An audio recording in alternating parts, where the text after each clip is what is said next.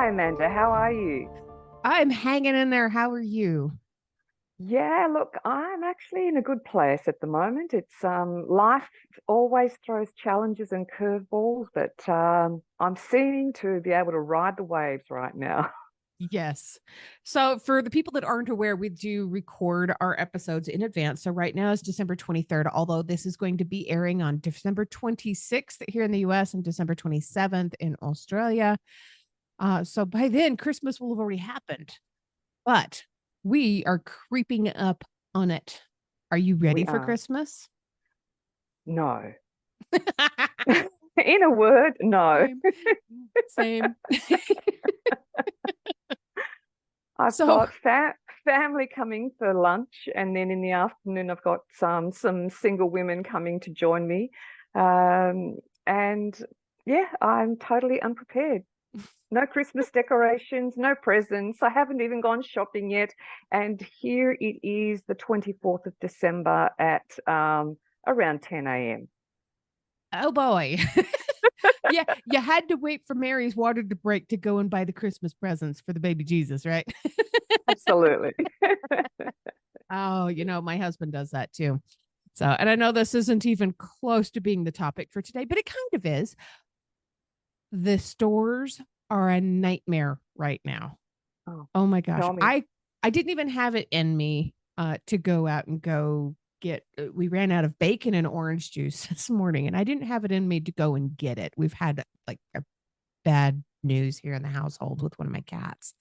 So my husband went out to go and collect bacon and orange juice, and he said he got to the store. He had to park all the way in the very back. Parking lot was completely insane. People are honking at each other and screaming and yelling, and everybody's bustling in and out of the store. And he gets into the store, and the aisles are packed. And he gets up to the registers, and the lines are a mile long. And he's looking around. He's like, I don't know what y'all are doing, but I'm just here for bacon. I was just like, I had several errands to run. That was the worst of them. Oh my goodness. Bacon. I, I think with that in mind, my shopping trip for cooking is going to take place around about 6 p.m. this evening when everybody will be out drinking or partying or whatever they're doing. Oh my gosh. Hopefully, make it a little easier on you. Except at 6 p.m., aren't you going to have to deal with all the single moms that are out there trying to buy the food for their children because they Uh, didn't do that in advance? maybe Might be a few of those.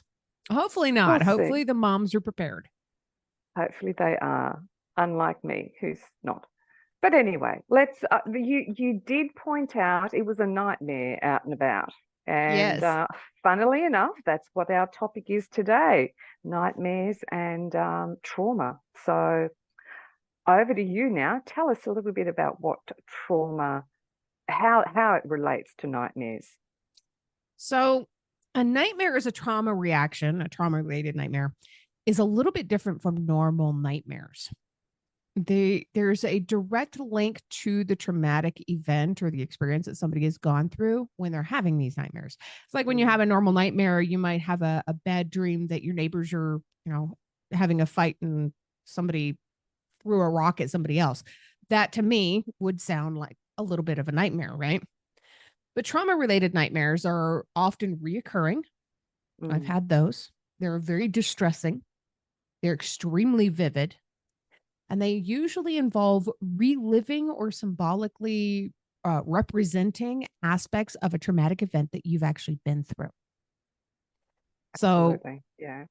for like reoccurring nightmares, have you ever had one of those? I've actually had two recurring nightmares in my life that recurred for decades, actually. Yeah. Oh my goodness. Are you open to talking about them? Sure. Well, there was one when I was a kid. I do you remember the old trolls and things in the old story fairy tales and things. So in my dream, it was exactly the same every night. I was coming up to a bridge, and I think it was off like Billy Goat Gruff. Do you know that story? I do. Yeah. My brother played one of the Billy Goats on stage when he was in, I think, first or second grade. I went to the play. So you know what I'm talking about. So in this dream, it's a bridge that almost looks like those Roman arches on aqueducts. Yeah. Right. So it's a little bit like that in my dream, and it's a white bridge. And underneath the bridge is a troll, and he's waiting there for me. And I'm walking up to the bridge, and then all of a sudden, an older woman comes up, and she's a witch, and she looks like a hag, the traditional kind of image of a hag that we have. And every time she came up towards me, I would scream, and then I would wake up. And I think I had that dream probably right up until I was about 15. And Oh it's my so goodness. vivid, I still remember it. Can you think of any way that might have been related to some kind of a trauma that you had experienced?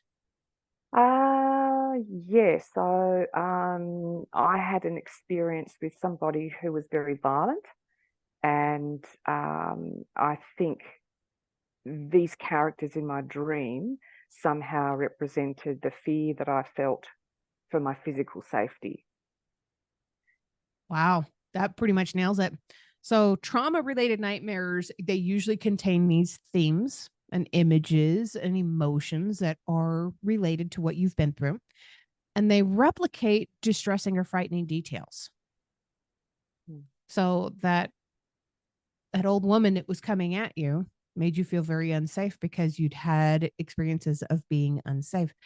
They can lead to you feeling feelings of fear, helplessness, or being completely overwhelmed. And those often last long after you wake up. Yes, and I certainly did feel all of those things, and they would last throughout the day. I think I ended up being quite an anxious child. When I look back on it, obviously at the time you don't think of it, but yeah, looking back on it, certainly all those things that you just mentioned were what I experienced. Yeah. And with reoccurrence, normally regular nightmares occur sporadically, but Mm, reoccurring nightmares can happen every single night. And like you said, for sometimes many years after the mm, event happened. They can cause some serious distress and emotional intensity. Normal nightmares don't tend to cause these things. They might kind of startle you and you wake up and you're like, oh, I'm glad that was a nightmare. And you roll back over and you go back to sleep. Did you experience difficulty going back to sleep after waking up from that nightmare? Oh, absolutely. Yeah, I was too frightened to go back to sleep in case the nightmare continued. And so, yeah, there was a time there where insomnia was quite a problem, even at that really young age. Yeah. Yeah. They do leave you completely afraid of falling asleep a lot of Mm, times because you don't want to experience this again. And you know you're going exactly. to. Yeah, and lack of sleep can lead to lack of daily functioning. Yeah. Yeah. It absolutely intervenes with normal sleep patterns. It can lead to major disturbances, like you said, insomnia. You can have a fear of falling asleep, and they can contribute to and develop other symptoms of post traumatic stress disorder. They can cause you to have flashbacks, intrusive thoughts, and hyperarousal, hypersensitivity. Mm, exactly. It's amazing the way that works. It's quite frightening the way it works, actually, because Right. I again experienced those things that you've just mentioned, the flashbacks and intensity of emotion, and um, it's it's quite overwhelming, and it's hard to feel that you have any control over your life when obviously it's your subconscious playing things out that reflecting what's happened to you, which we didn't have any control over if we've experienced trauma. It's an event that we feel completely out of control of that has impacted on us. So yeah, the nightmares are actually reflecting that feeling of being unsafe, being out of control, um, lack of certainty, consistency, predictability in one's life. So the next thing is, like, well, how do we deal with it? What do we do? Well, How do we cope? a big part of that is understanding that there are long-term effects. We have to deal with it. It's Yeah. not how do we deal with it, when we get around to feeling like it? We must learn to deal with this. Mm. One of my reoccurring nightmares when I was a kid is one that I had to deal with and didn't know how to for a long time. They started when I was 4. Wow. And I remember very vividly, every time this nightmare would come, I would jump up and run into my mom and dad's bedroom and ask if I could sleep in there with them because I was frightened. And eventually my father told me, no, you can't sleep with us every night, Amanda. This is happening every night. This should have been a red flag for my parents, but this was 1984, and not everybody had enough information on how trauma affects the brain, especially the brains of children. So they Exactly. didn't Yeah. know that I was experiencing something pretty serious. They just thought I was just a kid having nightmares. My dad told me that what I should do is to remember that I'm having a dream, which sounds impossible, and to turn the page like I'm reading a book. And when you're reading a book and you get to a scary part in the book, what do? You turn the page and you're out of the scary part. You can skip forward a few pages. Try that. And it didn't work. I was 4. Telling that to an What a adult is even more surprise. impossible. Right? So when we're looking at like how to deal with it and how do we live with it, for one, you've got this insomnia, you've got these sleeping disorders, you've got flashbacks now, you were compounding your PTSD. Oh my gosh. Because of these nightmares, you can have further anxiety and fear building in you more than what the traumatic event originally caused. And just like the other trauma reactions that we've talked about previously, the long-term consequences are pretty much the same. You occasionally, eventually start self-medicating. You are so sleep deprived that you believe that if you do something to help yourself fall asleep, like completely get blitzed, blackout drunk, or you take sleeping pills, that you're going to sleep better and maybe you won't have those nightmares. When in reality, the truth is that you're more than likely going to have those nightmares. And now you're just going to be stuck in them because you can't Yeah. wake up. It's just what you're really doing in that situation is just pushing down the problem Right. rather than confronting the problem and working through it. Um, so yeah, that's and I've been there. We've talked Yeah. about that before. I've been down the road of substance abuse, and it's not a pretty sight. It's not a healthy way to live your life. So I think one takeaway from today is very much when you're experiencing these sorts of nightmares, you need to seek help.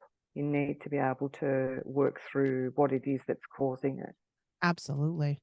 I mean, the emotional dysregulation itself is enough to really start building up in you to cause all kinds of problems, not even necessarily with self medication, but with you'll have heightened levels of anger, irritability, um, sadness, emotional numbness. This is going to affect your personal relationships. This is going to affect your friendships, your working relationships with people, your home life, your work life, your grocery shopping life, whatever, because you're going to eventually start taking this out on people.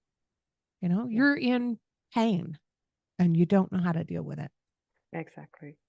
So, One of the other things too, just to add in terms of the effects or long-term effects, is the impact of the cortisol levels in your body yes, and how that can then lead to all sorts of diseases, autoimmune disorders, heart disease, cancer. I mean, it's not dealing with this stuff is actually quite bad for our whole being. Our well-being is being impacted on so many levels because we're integrated human beings. We're not a body and a mind. We're one. right. Yeah. And Having reoccurring nightmares can actually affect your cognitive functions. So it Yeah. can give you memory problems. It can cause difficulties with concentration, even if you're not sleep deprived. And it can actually reduce your problem solving abilities, which is really interesting. It can cause you to have a slower reaction time. If you're nearly in a car accident or something like that, you will more than likely get into a car accident if you are having reoccurring nightmares. Yeah. It's Yes. so bizarre. So, like you said, it's really important to be able to seek professional help. Reach out to a mental health professional like a therapist, a counselor. I would suggest, highly suggest, a trauma focused therapist, Mm. somebody who's got experience with this stuff. It's hard to really know how to help unless you are specifically trained in that field. There's also relaxation techniques. And this is something that we've talked about previously, the five senses technique, the breathing techniques, all that stuff. Um, but I know that sounds a little preachy, but you have to have a routine. Yes. Having a consistent sleep routine can really help to promote healthy sleeping habits. But more than that, part of your routine needs to be to take these devices and set them down away from you 30 to 45 minutes before you plan to go to sleep. If you have a problem just sitting there doing nothing, take a book, a physical book with you to bed and sit and read for a little while. Not a blue screen because this is going to interrupt. This is going to have effects on your brain. There's been so many studies about that. You have to unplug. It's super important. It It's is. also really What? important. No, I was just going to say one of the things that I've been doing recently is I see an acupuncturist once a month, and he suggested to me that I get hot, warm to hot water in a bucket, or some sort of apparatus that you can put water in and soak your feet and add salt to the water. So Oh, I've been using Himalayan salt, and I soak my feet for about 20 minutes and just put some really relaxing music on. And that has really helped me. My sleep seems to be deeper, and I feel more refreshed in the mornings when I get up. So that's a good little hint. And the other thing, going on your phone example or suggestion, I also don't keep the phone in my bedroom. And oh, I know yes. I used to, and it used to be right next to my pillow, virtually, on the bedside table. And now I actually have it charging in another room overnight, and the alarm goes off, and I can hear it, and I have to get up and actually, turn the alarm off. So it gets me out of bed. And that's part of the routine, because your routine isn't just what you do before you go to bed. It's actually what you do all day. Um, and it's about bringing in healthy eating habits, daily exercise, whether even that's a 10-minute walk, Right. something that is, you know, getting your body moving. Um, I'm very fortunate. I have a garden, and so I spend a lot of time in my garden being very physical, digging, planting, sowing, Yeah. and that makes a difference. So Yeah. if people Physical can, exercise is huge. yeah, Yeah. yeah. Wear yourself out. Another thing that's really helped is to create a comfortable, like focused sleeping environment. So, first of Mm, all, having it be a safe environment. I sleep on the side of the bed that's farthest from the door because it just mhm. makes me feel safer. I know I can roll off if somebody comes in and, hopefully climb my fat butt up underneath the bed or whatever. Um, make sure it's a comfortable temperature for you. Some people like it a little bit colder when they fall asleep. Make sure that you fill your room with calming colors. Mm. That's huge. And I never realized how important that was, but bright colors like bright red, not smart for your bedroom. You want to No. eliminate potential distractions. especially triggers. Yeah. Consider using relaxation techniques or a white noise machine or something like that too. Well, These, one of the ways that I've made my bedroom relaxing is I've painted it a really pale blue, mm, and blue is supposed to be a peaceful color. So I specifically chose it for that purpose, to make my room more serene. And apparently plants are supposed to be very good in the bedroom too, because of the way that they clean the air. So I've got a couple of bamboo plants in my room. So just little things like that are also part of creating the environment and maintaining good habits, or helping you to maintain good habits. very nice. I like that. Mm. And when you do wake up from a nightmare, do you have any tricks to be able to help yourself to get back to sleep? I actually haven't had a nightmare for a while now, so I That's can't good. think of any recent examples, but in the past, I think I was so wound up overall. I was highly anxious in my life, and I found it very, very difficult.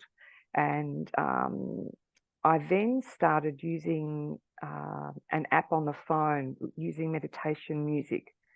And I can't remember I think is it delta waves or theta waves? I was listening to music that was using the waves reflecting your brain pattern while you're sleeping. So it actually helped to get into a deeper sleep. So I remember when I was having the nightmares a couple of years back, that's what I did, using Very the app nice. on the phone. What about you? So we talked about the five senses technique before. I cannot have that much in my head when I wake up from a nightmare. So I use deep breathing, but without doing all the stuff with putting my hand on my chest or one on my stomach and breathing in and breathing out. I do this because when I wake up from a nightmare, my heart is racing and I feel Mm. like I'm choking, like I can't breathe. I have to force myself to breathe. So I take a moment and just go, nice deep breath. You're fine. Do it again. You're fine. My heart starts to calm down that Mm. quickly. Mm. Then I'm able to kind of calm myself a lot more.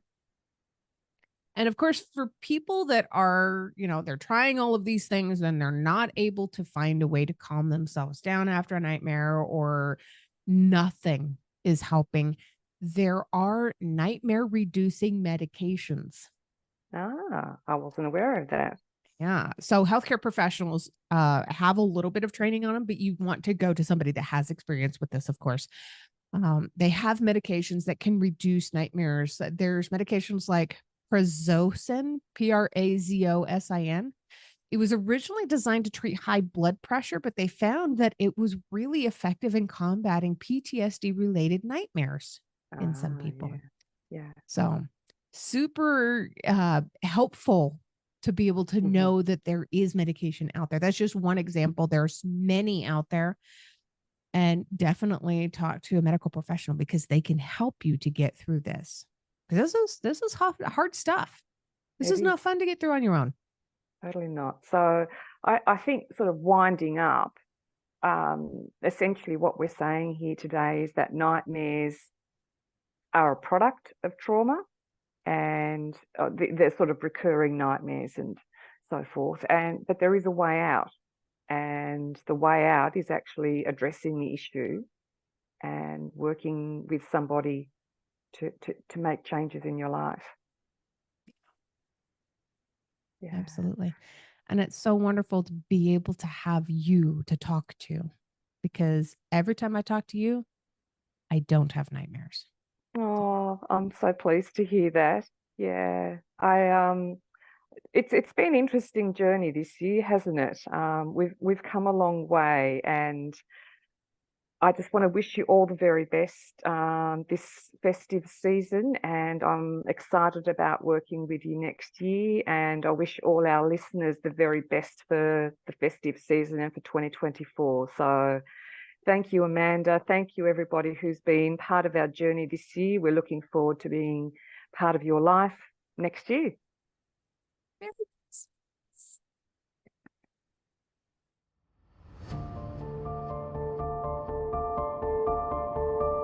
Subscribe for more content.